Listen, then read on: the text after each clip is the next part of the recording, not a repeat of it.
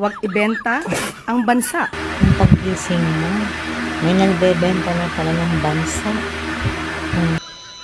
Sino ba ang nagplano na ibenta ang bansa?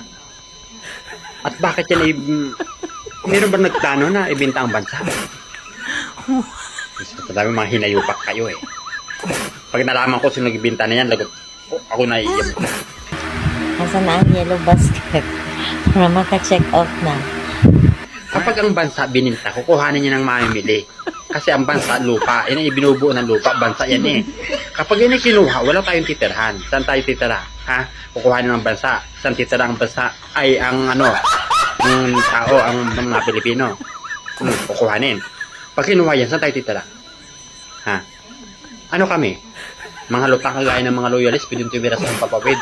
Eh, paano naman kami mga loyalist? Ay, kami mga DDS at saka mga Duterte supporters. Saan kami lalagay? Saan kami lulugar? Ako sinasabi ko, ang dami mga pinagpaplano ha, pati bang bansa pinagbibinta na ha.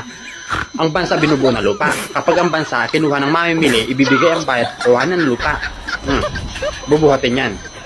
Paano tayo ngayon? At sino nagbinta niyan?